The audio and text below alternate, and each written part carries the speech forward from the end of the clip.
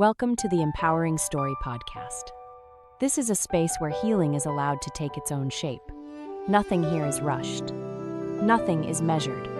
We listen to what's already present and to what might be ready to move in its own time. In this episode, Sean explores with you a different way of understanding healing, not as a destination to reach, but as the ability to locate yourself in real time.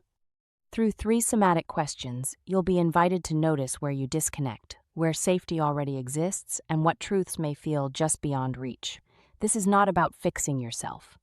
It's about learning to stay. Take a breath and begin where you are. 3 somatic questions for locating your healing progress today. I want to introduce a different way of understanding healing progress, not as a destination, but as a process of learning to locate yourself in real time. These 3 somatic questions are not reflection prompts, they are positioning tools. They help you see where you are so movement becomes possible without force. Feeling stuck isn't a personal failing. Many people believe they're stuck because they're weak or not trying hard enough, but you can understand your pain, explain your patterns, and still feel dysregulated. That's because cognitive clarity does not guarantee somatic contact. You can know what happened and still feel disconnected from yourself. This is not failure, it's a gap between knowing and feeling. Cognition outpaces nervous system readiness. Your mind may understand what needs to change, but your body must also receive the message that it's safe to move. Healing stalls in the gap between knowing and feeling. Not because you're unwilling, but because your nervous system is protecting you. A positioning tool locates where you are in real time. Most reflection exercises ask you to analyze yourself from a distance. They produce insight, but not necessarily contact. Positioning tools do something different. They reduce abstraction and increase immediacy. They help you locate yourself emotionally and somatically right now. The 3 coordinates reveal your current developmental edge. These questions map 3 essential coordinates: disconnection, safety, and truth. Together, they reveal where your system is ready to move and where it still needs support. Where do you leave yourself? The first question maps disconnection, not to judge it, but to see where self-abandonment begins. Avoidance behaviors are not flaws. They are intelligent adaptations that once kept you safe. When you see where you leave yourself, you also see where return can begin. Avoidance behaviors mark the threshold of safety. Scrolling, numbing, overworking, withdrawing. These are not character flaws. They mark the boundary where your nervous system decided expression was unsafe. Avoidance shows you the edge of your current capacity, and that edge is where growth begins. Where does safety already exist?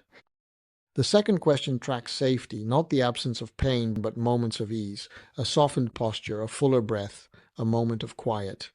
These micro-moments predict progress more reliably than pain analysis. Safety is not a reward, it is a developmental capacity. Neutrality is the bridge to safety. If you cannot locate ease, your system may still be in protection. The next step is not relaxation, but neutrality. Notice contact with a chair, the temperature of the air, the rhythm of your breath. Neutral experience becomes the bridge to safety. What truth are you holding at a distance? The third question is not about the truth itself, it's about the safety required to face it. The fear is not about content, it's about anticipated loss of regulation. When safety increases, truth becomes tolerable, and acknowledgement becomes possible. Witnessing is the threshold where change becomes possible. Cognitive responses explain. Somatic responses reveal. When the body enters the language, breath, tension, sensation, witnessing begins.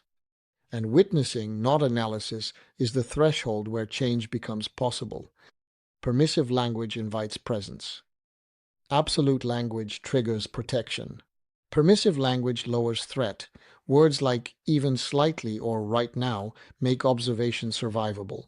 When the nervous system feels no pressure to perform, presence becomes possible. Reconnection happens in micro moments, not breakthroughs. Healing is not a dramatic transformation. It is the accumulation of micro moments of contact, a fuller breath, a pause before self-criticism, a moment of staying with yourself. Continuity matters more than intensity. Using positioning questions for self-discovery. Safety predicts progress more reliably than pain analysis. Avoidance contains intelligence. Embodied experience is required for healing. Permissive language makes self-observation tolerable. These principles shift healing from force to orientation. Scope of practice and methodology. This approach integrates nervous system awareness, interoception, and the six voice states framework. These questions are tools for self-discovery, not substitutes for clinical care. They prioritize nervous system participation over intellectual understanding, and they support individuals in building the capacity to remain present with themselves. Because healing is not arriving somewhere else. It is learning to stay. Remember, healing doesn't happen in breakthroughs. It happens in micro moments of contact, breath by breath. You don't have to arrive anywhere. Staying with yourself is already movement. Thank you for listening to the Empowering Story podcast. This space will be here when you return. I am Sean Dorf, and I want to thank you for being here. It's an honor to share this space with you. Until next time.